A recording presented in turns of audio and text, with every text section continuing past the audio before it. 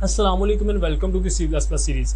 हमने अपनी last video में फंक्शंस के बारे में बात की थी। नेक्स्ट आने वाली वीडियो में मुझे रिकर्शन के बारे में बात करनी है, जिसके लिए लोकल वेरिएबल इस तरह के जो कॉन्सेप्ट्स हैं उनका समझना आपके लिए बहुत ज़्यादा ज़रूरी है। इस वजह से मैं इस वीडियो को 20th वीडियो का पार्ट ए के तौर पर बनाऊंगा, ताकि इसका जो पार्ट बी है रिकर्शन, जिसके अंदर हमें डिस्कस करना है, उसके अंदर जो भी कॉन्सेप्ट्स हों आपको अच्छी तरह से समझ आ जाएँ। और इसी वजह से मैं लोकल वेरिएबल को इसके पार्ट ए के तौर पर रख रहा हूँ। तो इसके अंदर सबसे पहले लोकल वेरिएबल की बात करते हैं। मुझे और भी दो कॉन्सेप्ट्स और भी इसके अंदर डिस्कस करने हैं। तो सबसे पहले लोकल वेरिएबल की बात करते हैं कि लोकल वेरिएबल का मतलब ये है कि एक ऐसा वेरिएबल जो कि एक स्पेसिफिक स्कोप के अंदर डिक्लेयर किया गया हो। तो स्कोप का मतलब क्या हुआ कि उसकी एक हद है, उस वेरिएबल की एक हद है, एक लिमिट है कि उसको उस लिमिट से बाहर हम एक्सेस नहीं कर सकते। तो फर्ज करें कि मैंने एक ऐसा वेरिएबल बनाया जो एक फंक्शन के अंदर एग्जिस्ट करता है। तो मैंने एक फंक्शन बनाया, उसके अंदर मैंने अगर एक वेरिएबल बना दिया तो उस वेरिएबल को मैं उस फंक्शन के बाहर एक्सेस नहीं कर सकता। इसी तरह से अगर उस वेरिएबल को मैंने एक लूप के अंदर बनाया है तो उस वेरिएबल को मैं उस लूप के बाहर एक्सेस नहीं कर सकता। इसी किस्म के वेरिएबल को एक लोकल वेरिएबल कहते हैं। अब फंक्शन किस तरह के हो सकते हैं? तो फंक्शन एक मेन फंक्शन भी हो सकता है, यानी जब हम सी प्लस प्लस का कोई प्रोग्राम लिखते हैं तो एक मेन फंक्शन है जो कि मेन फंक्शन जहाँ से हमारे प्रोग्राम की एग्जीक्यूशन स्टार्ट होती है। तो अगर मैं मेन के अंदर कोई वेरिएबल बनाऊंगा तो उसे भी मैं किसी दूसरे फंक्शन के अंदर इस्तेमाल नहीं कर सकता। इसी तरह से अगर दूसरा कोई और फंक्शन मैंने बनाया या कोई लूप बनाई तो उसके अंदर मैंने अगर कोई वेरिएबल बना दिया तो उसे उस फंक्शन के बाहर मैं एक्सेस नहीं कर सकता। इसी किस्म के वेरिएबल्स को लोकल वेरिएबल्स कहते हैं। तो अब बात करते हैं इसके सिंटैक्स की। सिंटैक्स इसका सिंपली वही है जो हम नॉर्मली कोई वेरिएबल बनाते हैं, उसी को हम लोकल वेरिएबल के तौर पर यूज़ कर सकते हैं। यानी एक उसके पहले उसकी डेटा टाइप आएगी, उसके बाद उसका आइडेंटिफायर यानी उस वेरिएबल का नाम आएगा। इस तरह से इसे हम डिक्लेयर कर सकते हैं। तो अब बात करते हैं scope of a local variable. Scope का मतलब ये है कि किसी वेरिएबल की क्या लिमिट है, मैं उसे कहाँ कहाँ से एक्सेस कर सकता हूँ। तो इसकी अगर हम लोकल वेरिएबल की बात करें तो एक लोकल वेरिएबल का स्कोप उसी वक्त जगह तक होता है जहाँ तक उसे जिस भी ब्लॉक के अंदर उसे डिक्लेयर किया जाए। यानी अगर मैंने उसे किसी फंक्शन के अंदर डिक्लेयर किया है तो मैं सिर्फ उसी फंक्शन के अंदर उसे एक्सेस कर सकता हूँ। इसी चीज़ को scope of a local variable कहते हैं। और इसी तरह से अगर मैंने उसे किसी लूप के अंदर डिक्लेयर किया है तो मैं सिर्फ उसी लूप के अंदर उसे एक्सेस कर सकता हूँ। अगर मैं बाहर उसे एक्सेस करने की कोशिश करूँगा तो मुझे एक एरर दिया जाएगा कि ये वेरिएबल जो है वो ये स्कोप के अंदर मौजूद नहीं है, इस वजह से आप इसे एक्सेस नहीं कर सकते। इस चीज़ को कहते हैं scope of a local variable. तो स्कोप के अलावा एक और चीज़ होती है लाइफ टाइम, यानी ये वेरिएबल किस वक्त तक एग्जिस्ट करेगा, तो लाइफ टाइम उस चीज़ को कहते हैं। तो इस लोकल वेरिएबल का लाइफ टाइम उसी वक्त तक होता है जब तक वो फंक्शन रन कर रहा है जिसके अंदर इसे डिक्लेयर किया गया। मतलब ये कि अगर मैंने एक ऐसा फंक्शन बनाया, एक फंक्शन मैंने बना दिया, उसके अंदर मैंने इसे एक्सेस करने के लिए इसे डिक्लेयर किया, उसके बाद इसे एक्सेस किया, तो जब वो फंक्शन अपना काम खत्म करके कंट्रोल उस फंक्शन से बाहर आ जाएगा तो वहां तक इस लोकल वेरिएबल का लाइफ टाइम होगा। वहां से इस वेरिएबल को मेमोरी से इरेज कर दिया जाएगा क्योंकि इसका काम जो है मुकम्मल हो चुका है। उसके बाद ऐसा कोई भी वेरिएबल मेमोरी के अंदर नहीं होगा। तो इस चीज़ को कहते हैं इस लोकल वेरिएबल का लाइफ टाइम। यानी अगर मैंने उसे एक लूप के अंदर डिक्लेयर किया है तो मैं उसे उस लूप के अंदर जब तक एक्सेस करना चाहूँ एक्सेस कर सकता हूँ, जब तक कि वो लूप चलती रहेगी। जब वो लूप टर्मिनेट हो गई और कंट्रोल उस लूप से बाहर आ गया तो उस वक्त जो हमारा लोकल वेरिएबल है उसकी ज़िंदगी जो है वहीं पर ख़त्म हो जाएगी। उसके बाद मैं उसे एक्सेस नहीं कर सकता। तो अब इसी एग्जांपल की बात करते हैं कि फ़र्ज़ करें कि मैंने एक ऐसा फंक्शन बनाया जिसके अंदर एक लोकल वेरिएबल को मैंने डिक्लेयर कर दिया।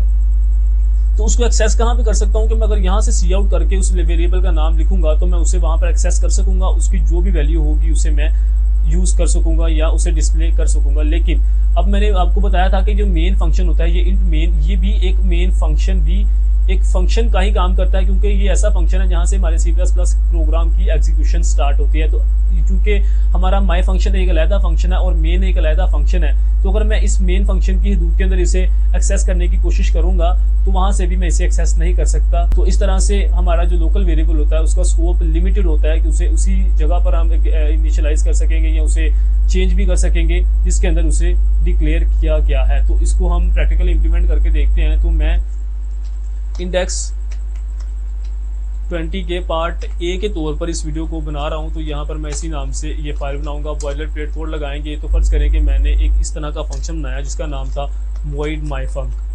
तो इसके अंदर चूंकि मुझे कोई भी इनपुट के तौर पर कुछ भी नहीं देना, मुझे यहाँ पर सिंपली एक जो है वेरिएबल डिक्लेयर करना था। तो मैं एक वेरिएबल डिक्लेयर करूँगा। फर्ज करें उस वेरिएबल का नाम था a। तो the value of a is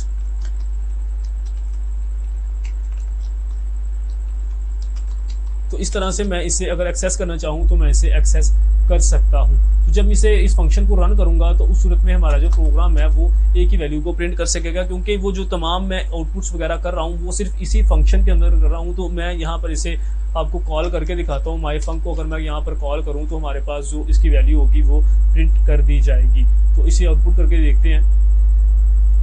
आप देख सकते हैं the value of A is 44। लेकिन अब अगर इसी वेरिएबल को जिसे मैंने इस फंक्शन के अंदर डिक्लेयर किया था, इसे मैं मेन के अंदर एक्सेस करना चाहूँ तो मैं इसे एक्सेस नहीं कर पाऊंगा, क्योंकि इसकी जो वैल्यू है ये यहाँ तक नहीं है। इसकी स्कोप या इसकी रेंज मेन फंक्शन तक नहीं है, बल्कि सिर्फ उसी माई फंक के अंदर है। अगर यहाँ पर इसे मैं इसे सी आउट करूँगा तो पहले तो मेरा VS कोड ही मुझे यहाँ से एरर दे देगा कि आइडेंटिफायर ए इज अनडिफाइंड, यानी इस किस्म का कोई भी वेरिएबल एग्जिस्ट नहीं करता है। अब इसे एक मरतबा रन करके भी देख लेते हैं। तो यहाँ पर मुझे एक एरर दिया जाएगा कि इसका स्कोप जो है वो इस फंक्शन के अंदर था, ना कि यहाँ पर। आई होप कि आपको इस चीज़ की समझ आ चुकी होगी कि मैं इस फंक्शन के बाहर भी इस ए को यूज़ नहीं कर सकता, क्योंकि मैंने इसे as a local variable declare किया था। तो आई होप कि आपको इस चीज़ की समझ आ चुकी होगी। अब देखते हैं कि इसके लाइफ टाइम कहाँ तक होता है। तो लाइफ टाइम की अगर बात की जाए तो इस लोकल वेरिएबल का लाइफ टाइम उसी वक्त तक होगा जब तक एक फंक्शन जो है वो रन हो रहा है। उसके बाद वो फंक्शन के अंदर जब भी उस फंक्शन से कंट्रोल बाहर आ जाएगा तो लोकल वेरिएबल मेमोरी से इरेज कर दिया जाएगा। तो फर्ज करें कि मैंने इस किस्म का एक वेरिएबल बनाया फंक्शन जिसका नाम था फन। उसकी आप डेफिनेशन यहाँ पर देख सकते हैं। मुझे वहाँ पर उसे मैंने डिक्लेयर किया और बाद में मेन के बाद उसे यहाँ पर डिफाइन किया है। तो फंक्शन किस तरह से काम कर रहा है कि जब भी ये फंक्शन रन होगा तो एक वेरिएबल बनेगा integer a is equal to 0। एक नया वेरिएबल बनेगा जिसकी वैल्यू ए के बराबर सेट कर दी जाएगी। उसके बाद ए के अंदर एक इंक्रीमेंट किया जाएगा और फिर ए की वैल्यू को आउटपुट करवा दिया जाएगा। तो जैसे ही आउटपुट होगा तो क्या होगा कि जब मैंने यहाँ पर मेन के अंदर इसे कॉल किया, किस तरह से कॉल किया कि मैंने एक लूप लगाई है जो 5 मरतबा इस फंक्शन को कॉल करेगी। तो जब ये फंक्शन को कॉल किया जाएगा तो पहली बार जब ये फंक्शन कॉल हुआ तो क्या होगा कि एक नया वेरिएबल बनेगा integer a is equal to 0, फिर उसके अंदर इंक्रीमेंट होगा और वैल्यू को आउटपुट कर दिया जाएगा। उसके बाद जब दोबारा से हमारा जो कंट्रोल है इस फंक्शन से बाहर आएगा और फिर वो इस लूप के अंदर दोबारा फिर से जाएगा, क्योंकि ये लूप जो है वो दोबारा से उसे रन होना है, उसे 5 मरतबा रन होना है। तो दोबारा से हमारा कंट्रोल जो है वो आएगा फंक्शन के अंदर। जब ये दोबारा फिर से फंक्शन को नए सिरे से रन करेगा तो एक दोबारा फिर से, क्योंकि वो जो हमारा पहले वाला वेरिएबल था वो खत्म हो चुका है, तो दोबारा फिर से एक नया वेरिएबल बनेगा ए के नाम से। क्योंकि जब हमारा ये फंक्शन अपना काम खत्म कर लेगा तो ये हमारा वेरिएबल जो था ए नाम का वेरिएबल ये उसके स्कोप से खत्म हो जाएगा, उसका लाइफ टाइम खत्म हो जाएगा। और दोबारा फिर से जब हमारी लूप रन होगी तो अगेन जब इस फंक्शन को रन किया जाएगा तो ये वेरिएबल दोबारा फिर से बनाया जाएगा, दोबारा फिर से इंक्रीमेंट होगा और इसकी वैल्यू को आउटपुट किया जाएगा। तो इसी वजह से जब ये वैल्यू बार बार आउटपुट की जाएगी तो हर बार वैल्यू ऑफ ए जो है उसे 1 ही दिखाया जाएगा। तो इस प्रोग्राम को यहाँ से कॉपी करते हैं और अगर कोई एरर हुआ, चूँकि हर बार हमें एरर फेस करने पड़ते हैं, तो उसे बाद में जो है रिजॉल्व कर लेंगे। मैं ऐसा करता हूँ कि यहाँ से सिंपली इस फंक्शन की डेफिनेशन को यहाँ से कॉपी करता हूँ। अगर यहाँ पर कोई एरर आया तो मैं इसे दोबारा फिर से डिक्लेयर कर लूँगा। आप देख सकते हैं कि हमें कोई भी एरर जो है वो दिखाई नहीं दिया। तो यहाँ पर सिंपली मुझे डबल कोट्स लगाने होंगे, क्योंकि वो कोट्स हैं वो स्लाइड के हिसाब से थे तो वहाँ पर काम कर रहे थे। तो अब इसको एक्सेस करने की कोशिश करते हैं। यहाँ पे किस तरह से एक्सेस किया गया है कि फॉर इंट आई, यहाँ पर हमें एक लूप दिखाई गई है, तो उसी लूप को मैं यहाँ से कॉपी करता हूँ, मेन के अंदर इसे यूज़ करने की कोशिश करता हूँ।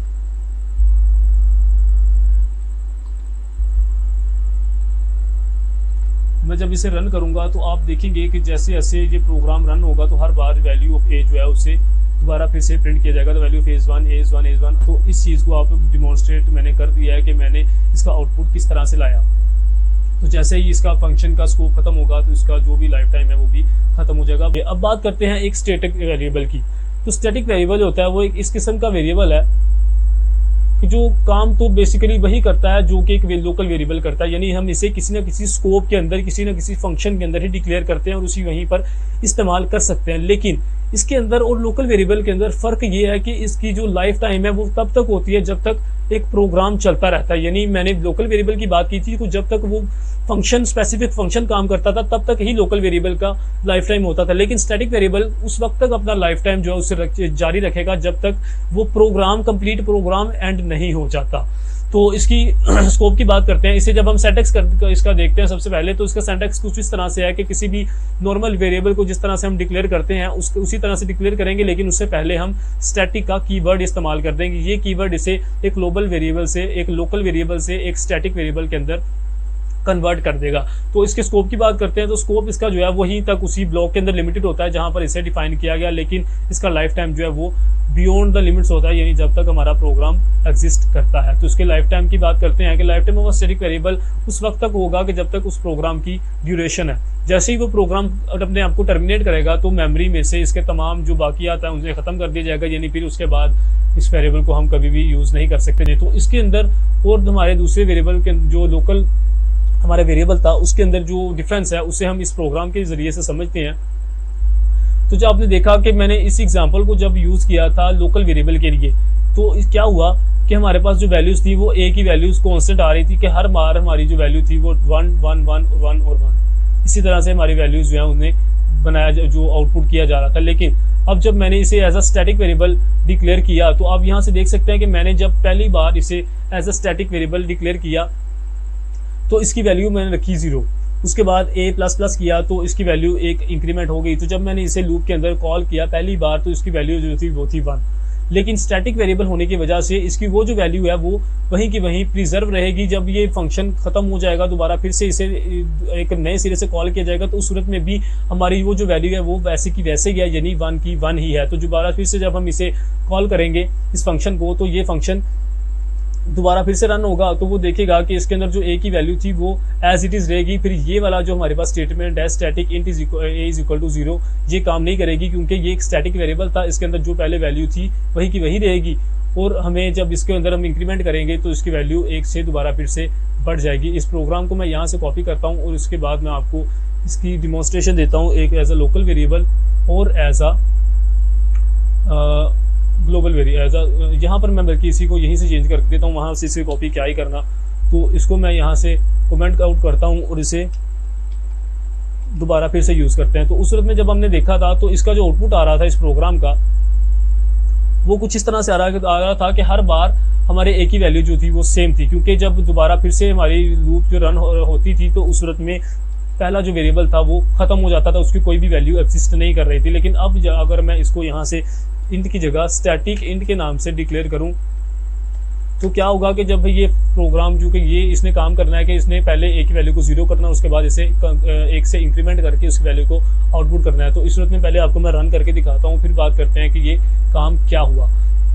तो आप देख सकते हैं कि a की वैल्यू जो है वो पहली बार में 1 2 3 4 और 5, तो इसका चेंज वो कुछ इस तरह से आया है कि जब मैंने इसे as a local variable declare किया था, यहाँ पर स्टैटिक यूज नहीं किया था, तो जब ये प्रोग्राम बार बार इस फंक्शन को रन करता था दोबारा फिर से हमारा कंट्रोल बार बार फंक्शन के अंदर आता था, तो हमारा जो पहला एक वेरिएबल था वो खत्म हो चुका होता था। लेकिन अब जब मैंने इसे as a static variable declare किया तो उस सूरत में ये प्रोग्राम जब रन होता है तो हमारी a की वैल्यू जो है वो एक साइड पर प्रिजर्व हो जाती है, वो वैल्यू वही की वही रहती है। तो दोबारा फिर से हमारा कंट्रोल जब इससे बाहर आता है, हमारा फंक्शन खत्म हो जाता है, तो दोबारा फिर से जब उस फंक्शन को रन किया जाता है तो वो वैल्यू क्योंकि एज इट इज रही है, a की वैल्यू के अंदर इंक्रीमेंट हो चुका था तो a की वैल्यू हो गई 1। तो दोबारा फिर से जब इसे मैं रन करूंगा तो a की वैल्यू 1 थी तो उसके अंदर एक और इंक्रीमेंट कर दिया जाएगा और वो हो जाएगी 2। तो इसी तरह से हमारी जो लूप है वो बार बार चलती रहेगी और जो अपडेटेड वैल्यूज हैं हमें वहां पर दिखाई जाएंगी। तो इसको अगर मैं यहाँ से स्टैटिक को सिर्फ यहाँ से हटा कर इसे रन करूंगा तो हमारी जो a की वैल्यू है वो हर लूप के अंदर 1 रहेगी।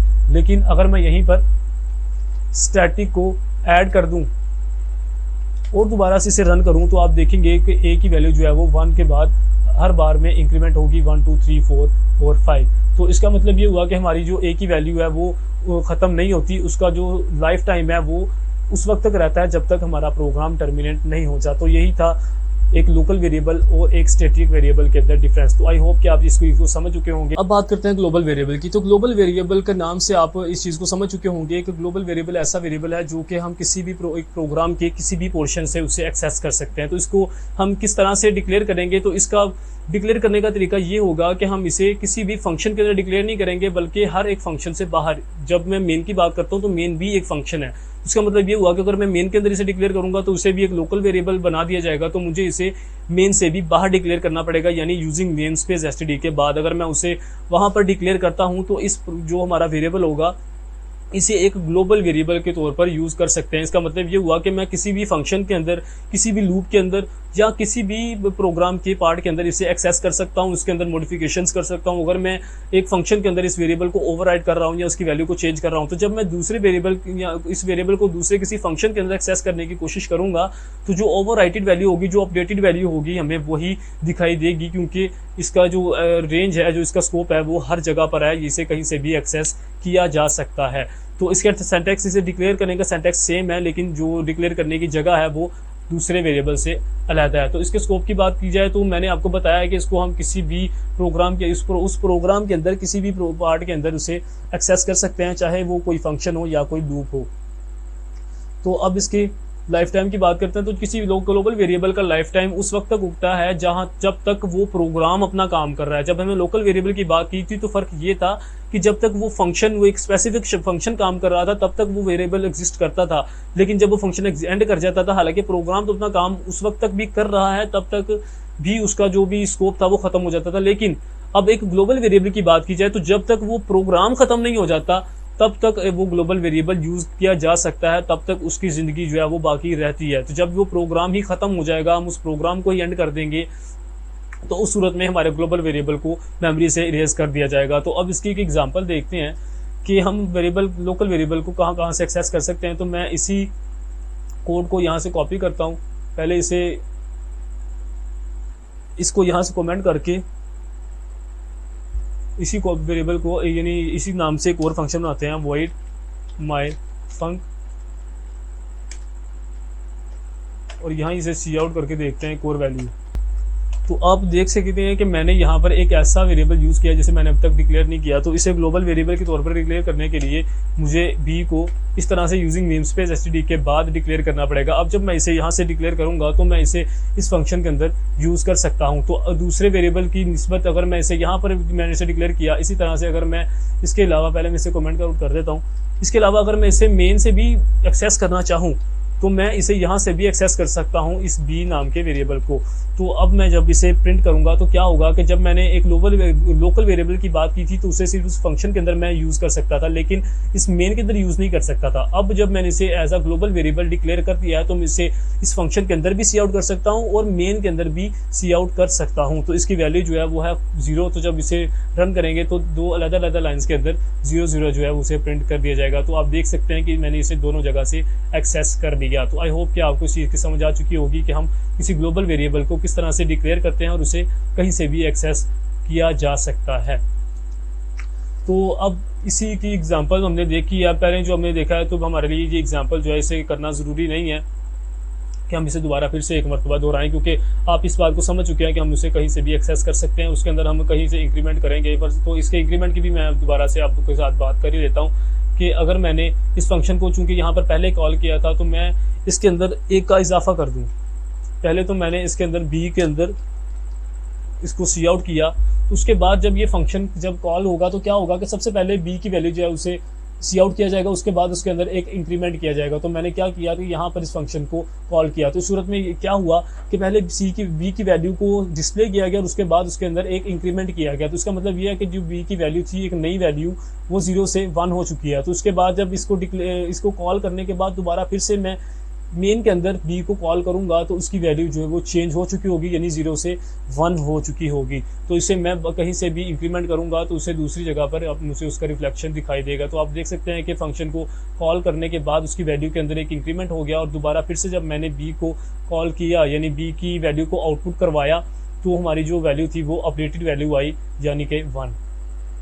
तो आई होप कि आप इस चीज़ को समझ चुके होंगे। नेक्स्ट वीडियो में हम लोग रिकर्शन और ओवरलोडिंग के बारे में बात करेंगे। उस वक्त हमें लोकल वेरिएबल्स और जो ग्लोबल वेरिएबल्स हैं उनके कॉन्सेप्ट को यूज़ करना पड़ेगा, इसलिए मैंने इसको पहले डिमॉन्स्ट्रेट कर दिया ताकि आपको रिकर्शन के अंदर कोई भी प्रॉब्लम पेश